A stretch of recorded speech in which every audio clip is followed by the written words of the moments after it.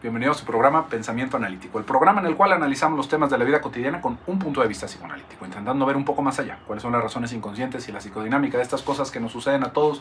Y continuamos con la dinámica de las preguntas y las respuestas, que la vez pasada me llevé un montón de tiempo para contestar un par de preguntas, pero como le digo, realmente era con la intención de contestar muchas más preguntas. Si usted no siente que su pregunta fue contestada específicamente porque no dije su nombre, le recomiendo que vea el video completo, porque intento englobar, porque hay muchas preguntas que se van pareciendo y solamente vamos tomando algunita que va intentando englobar todas estas cosas. Y sin más preámbulo, continuamos con estas preguntas porque luego se me va el tiempo.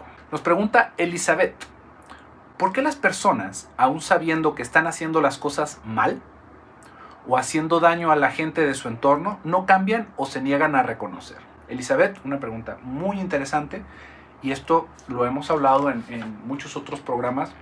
Creo, en mi opinión muy personal, intentando hacer un análisis de por qué pasan ciertas cosas, nos vamos a encontrar que uno de los mayores males, la raíz de la mayor parte de los problemas que nos vamos a encontrar alrededor de esto que tú nos estás planteando, es el egoísmo con el que nos vamos moviendo en el mundo.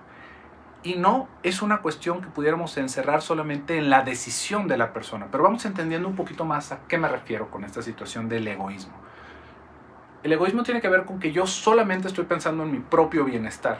En algún momento lo llegué a plantear alrededor de la crianza. ¿Cuál era la situación más compleja o lo que generaba más problemas a la hora de criar a los niños?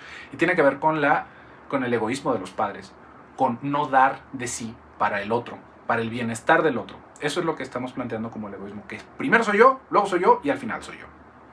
Y esto es algo que es una manera natural de pensar.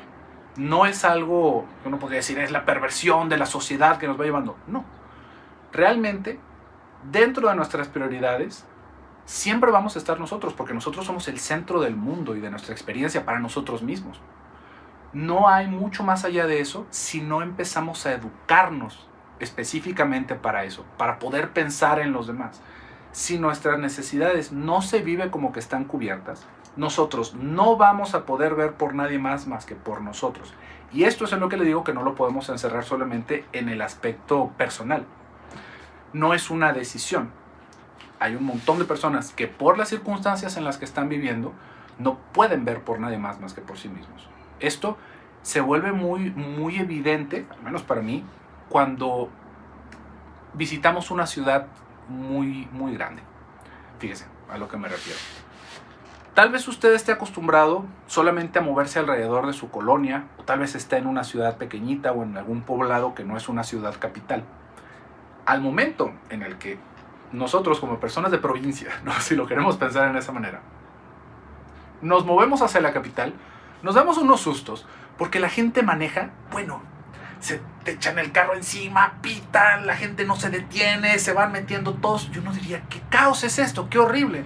La gente, vemos que se van a subir al camión y toda la gente ya va por las ventanas hechas bolas y uno dice, ¿qué está pasando? Y esto sucede en todos lados. En todos lados, las ciudades grandes son un caos. Ya sea París, sea Tokio, sea la Ciudad de México, sea Nueva York. Son unos problemas de hacinamiento terribles. Y uno podría decir, pero ¿qué gente no vive con compasión? De repente alguien puede caer muerto a la mitad de la calle y la gente le da la vuelta y sigue yéndose a su compromiso. Y esto es algo terrible. Hasta lo podemos ver también en países hiperdesarrollados como China, que la empatía con las personas disminuye de una manera radical cuando hay más gente a nuestro alrededor. Entonces, fíjese qué es lo que va pasando ahí. Yo solamente estoy pensando en mí porque nadie más está pensando en mí. Nadie más se tomó el tiempo de pensar en mí. En el momento en el que yo puedo hacerlo, solamente voy a ver por mí. Yo no tengo por qué estar buscando el bienestar de los demás. Y lo vamos a escuchar, por ejemplo, aquí en México. Es una frase escalofriante que dicen, el que no tranza no avanza. Y uno dice, ¿qué? O sea que si no eres un ratero y si no eres un tramposo, no vas a avanzar en este mundo. Pero así se vive en ciertos espacios de la sociedad. ¿Por qué? Porque no hay nadie, no hay espacio, no hay recursos suficientes como para que uno pueda decir, quiero compartir. Esto es algo que también lo podemos observar en los niños. Los niños, no importa que estén en algún lugar así subdesarrollado, ¿no?, o que estén en la opulencia, si al niño no se le otorga la estabilidad emocional y un bienestar, el niño se vuelve huraño. El niño grita, el niño muerde, el niño arrebata, el niño se intenta quedar con las cosas. Y un niño, nada más, que está calientito, que está arropado, que está contenido y que tiene su pancita llena, es un niño que juega, es un niño que comparte, es un niño que da a los demás, es un niño que sonríe. Pero un niño que no tiene eso es un niño salvaje casi. Y es lo mismo que pasa con las personas. Y esta es la raíz de tantos problemas. Porque por como está acomodada nuestra sociedad, pues hay personas que evidentemente no van a tener los medios para estar tranquilos y van a estar viviendo en una ansiedad constante. Y estas personas muchas veces las queremos ver lejos de nosotros. ¡Ay, esas personas tan desfavorecidas! Pero no necesitamos estar en la línea de pobreza para estar en esta situación. Una persona con un trabajo, con un lugar donde vivir y con comida todos los días en su casa, va a poder vivir de la misma manera esta situación de egoísmo. Decir, es que en cualquier momento lo pierdo. En cualquier momento lo pierdo todo. Fíjese, nada más escuche algunas de las cifras que de repente nos ofrecen los censos. ¿Cuántas personas del país en el que usted vive tienen dinero ahorrado para una situación de emergencia, para una situación médica de emergencia? Por ahí había una estadística que era tener $400 guardados para una situación de emergencia. Es alarmante ver la cantidad de personas que van teniendo la posibilidad y la cabeza para prever ese tipo de situaciones. Entonces imagínese en el momento en el que sucede un accidente. Vamos a pensar, tú nos estás preguntando por qué la gente, sabiendo que está haciendo mal, no hace por detenerse. Imaginemos a alguien que atropella a otra persona, que no tiene nada de dinero guardado en su cuenta, que no tiene seguro su carro y que aparte tiene una familia que mantener. ¿Usted cree que se va a parar a ver cómo está? Va a arrancar. Y uno podría decir, es una persona mala. Podríamos hacer un juicio de valor y de moral en eso, por supuesto. Pero démonos cuenta en la situación global en la que se encuentra esa persona. No por justificar en ningún momento. Por supuesto que uno podría decir, bueno, no importa la pobreza, no importa todo lo malo que nos esté pasando, nosotros deberíamos de tener compasión con los demás. Está padrísimo pensar que así funciona el mundo, pero no es así, ¿no? Estaríamos realmente en una fantasía de pensar que todas las personas se van a mover así. Las personas lo podemos ver. Estamos en un restaurante y alguien dejó la propina y alguien la tomó. No importa en el estrato socioeconómico en el que se mueva. En sí, es muy curioso ver cómo podríamos pensar que en los estratos socioeconómicos más altos la gente es menos ladrona. Y no es así. Las personas, muchas veces que tienen más dinero, son las personas más bravas en la cuestión perversa. No nos vamos a poner en detalles, pero vea la clase política de su país. ¿A cuál de ellos usted le prestaría las llaves de su casa? Ninguno, ¿verdad? Y no son personas pobres. Entonces, fíjese, ahí tendríamos una cierta explicación. Y esto, más que para tirarnos así al abandono, decir, no, bueno, qué horror, ¿no? En el mundo en el que vivimos, lo podríamos hacer, pero no es lo indicado. Es para darnos cuenta de cuál es la experiencia de las otras personas. Uno podría decir, ¿por qué mi mamá, por qué mis papás no me dan más cariño? ¿Por qué mis papás no me tratan mejor? ¿Por qué siempre me tratan de esta manera y solamente? Pero hay que ver cómo fue que vivieron ellos. ¿Qué es lo que nos pueden dar realmente? Tal vez es lo único que nos pueden dar, esa atención deficiente que nosotros vemos. ¿O por qué mis amigos no me disparan también una coca en algún momento, no el desayuno como yo lo hago? Porque sus amigos igual no están en la misma situación que usted y tal vez nunca lo estén. Tal vez a usted es el que le toca a veces hacer eso para hacer algo de comunidad. Es intentar empatizar y darnos cuenta de que aún sabiendo que las cosas están mal, la prioridad siempre va a ser para las otras personas y para nosotros mismos. Necesitamos estar súper bien estructurados y súper bien nutridos. Por fortuna, porque eso es otra cosa. Este tipo de cosas no es algo que se gane como por mérito propio. ¿Usted qué hizo para nacer en la familia en la que nació? Para estar tal vez en la comodidad o en la incomodidad en la que está. Uno podría decir, bueno, pero yo con mi trabajo he podido. Sí, por supuesto, usted. ¿Y usted piensa que le podemos aplicar la misma plantilla a todas las personas en este mundo? Pues claro que no. Entonces, fíjese cómo por un lado es también la fortuna de la bonanza con la que nacimos y cómo nos podemos compartir, y que aparte de eso no está garantizando nada, porque tal vez tuvimos mucho dinero, pero tuvimos así de cariño, ¿no? Cero. Por lo tanto, todo lo queremos agarrar y todo lo queremos acaparar, ¿no? Como billonarios. Pero esto pues nos da mucho para pensar.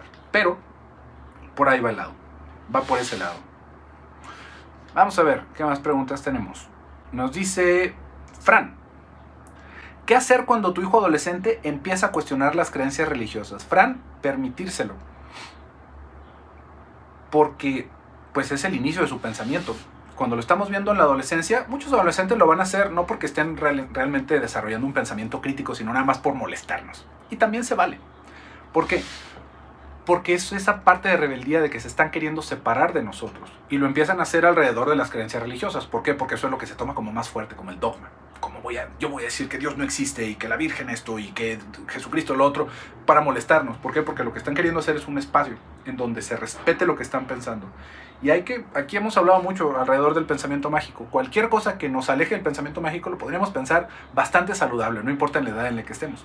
Entonces, ¿qué es lo que se puede hacer cuando empiezan a cuestionar las creencias religiosas? También ahí es un momento de poder hacer una lección de cómo conducirse en la sociedad. Todos nosotros podemos tener los pensamientos más contrariantes, más revolucionarios, más innovadores y que tal vez indignan a los demás, pero eso no nos da derecho a estárselos echando en la cara a las demás personas. Ni nos da la idea de que nosotros tenemos la razón y los demás no, y por eso los vamos a tratar como basura. Que eso es lo que muchas veces hacemos. Y esto muchas veces lo hacemos también como adolescentes. ¿Por qué? Porque tenemos todavía menos miramientos. Si yo estoy, tal vez, imagínense, ¿no?, en esta situación de un adolescente, si yo estoy en una escuela religiosa y empiezo a manifestar este tipo de pensamientos de decir, bueno, es que esto no es cierto, es que me están mintiendo, es que me están queriendo controlar, ¿cuál sería la manera adecuada de ese adolescente de conducirse en esa escuela? Piénselo. Esto no es así como que le voy a pasar la respuesta del examen. ¿Qué es lo que le podríamos decir a ese estudiante? Tal vez estamos en esa situación, estamos en una escuela tal vez católica, no porque nosotros seamos muy católicos, sino porque es la escuela que mejor grado de educación tiene. Y me tengo que chutar también las clases de Biblia. Y yo también me voy a tener que aprender el acto de constricción y los sacramentos y todo lo demás.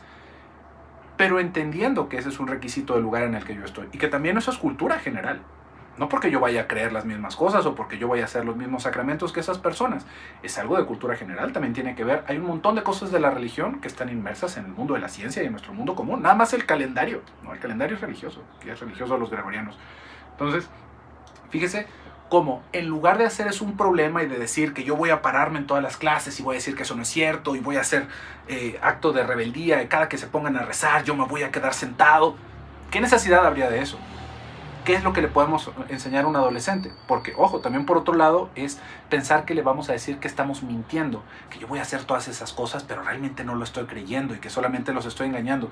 Esto, como le digo, no es que le vaya a pasar yo la respuesta del examen. Eso es algo que tenemos que reflexionar nosotros como padres. ¿Cómo queremos que se muevan nuestros hijos? Porque también puede ser el punto en el decir, ¿sabes qué? Si es tanta la exigencia de la religión y que yo me confiese todos los fines y todos los miércoles, ¿no?, y que vayamos a la iglesia antes de ir a la escuela y yo no lo quiero hacer, pues igual y no es ese mi lugar para estar estudiando. Yo no tendría por qué estar haciendo esas cosas, ni tendría por qué estarle mintiendo a las personas de mi alrededor con tal de eso.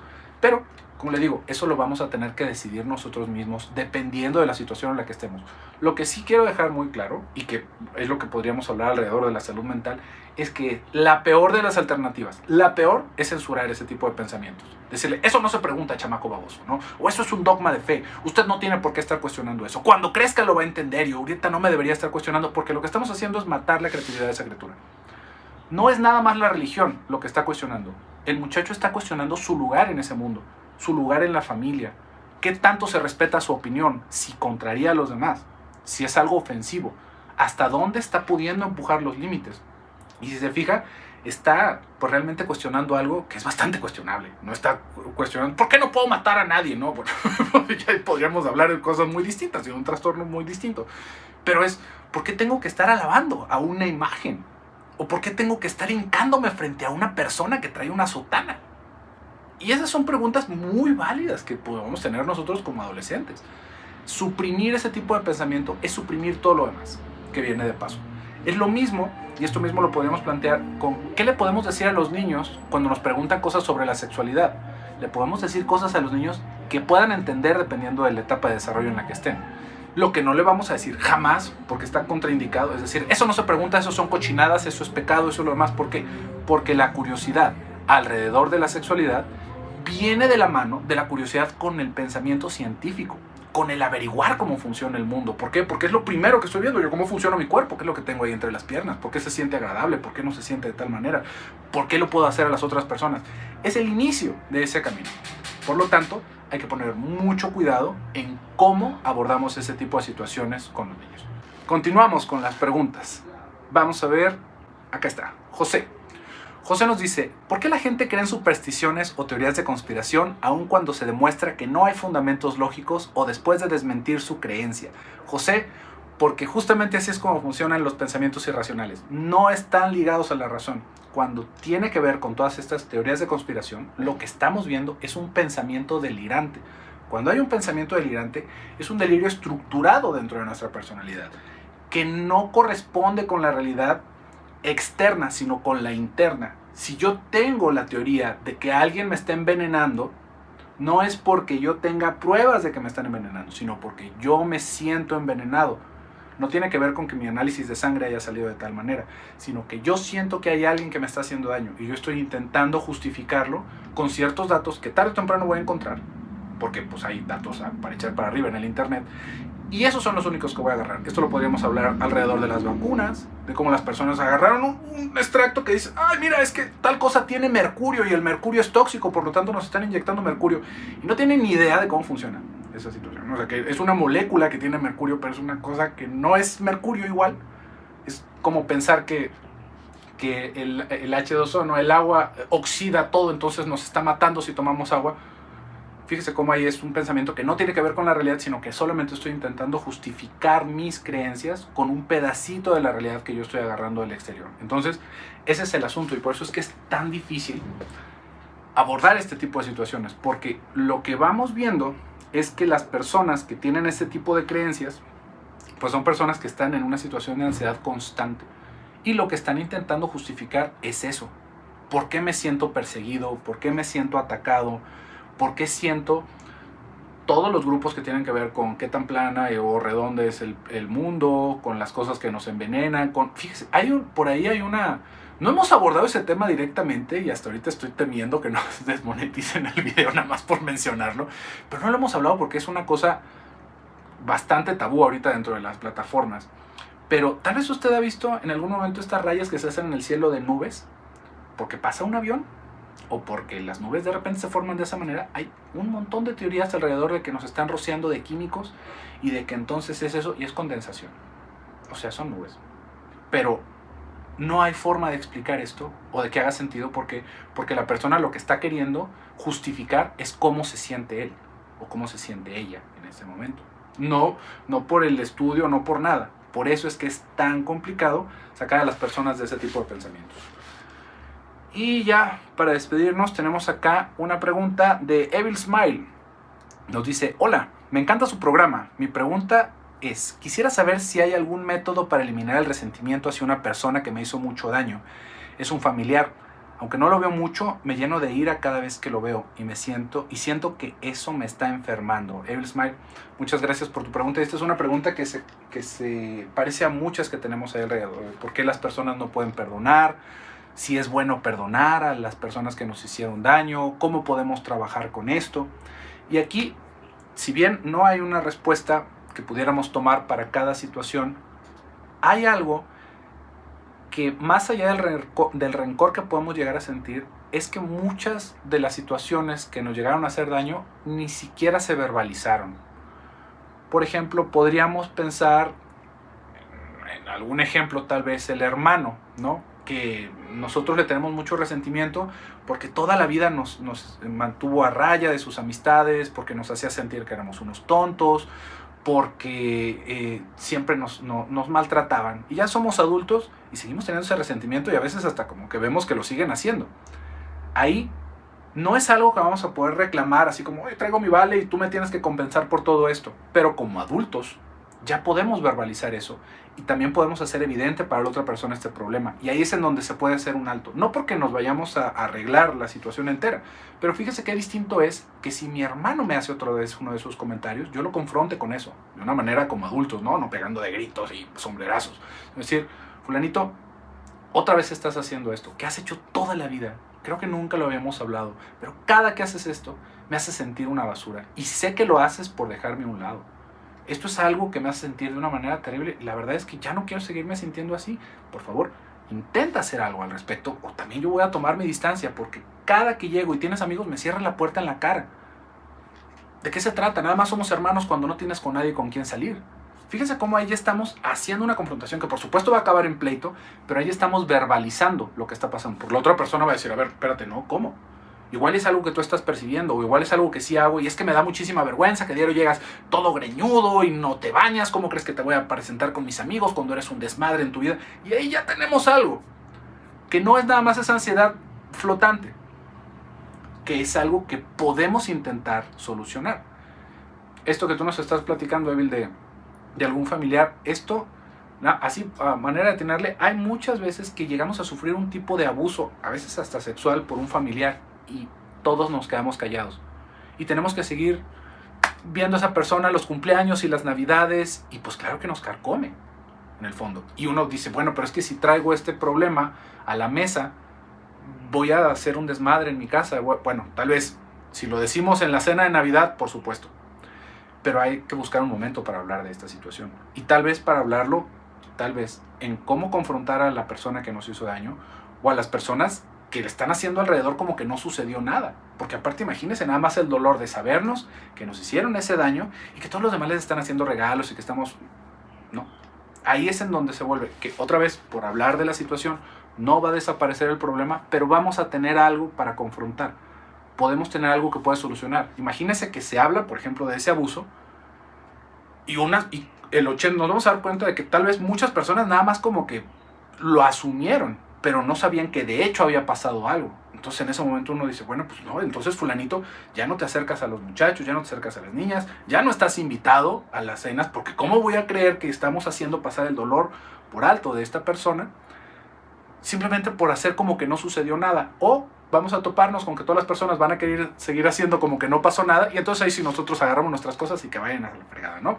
Porque no tendríamos pues por qué estar ahí, pero ya tenemos algo con qué trabajar. Ya tenemos algo que afrontar y con qué poder establecer ese conflicto e intentar solucionarlo. Por ese lado iría la recomendación para esa pregunta y para muchas otras que nos hicieron sobre el perdón. Y bueno, pues por el día de hoy hemos llegado al final de nuestro video. Espero que haya sido de su agrado. Tratamos un montón de temas que seguramente vamos a poder volver a abordar en videos un poquito más extensos, porque deben de haber quedado preguntas ahí alrededor. Pero por el día de hoy yo me despido. Soy José Luis Amarripa. Hasta pronto.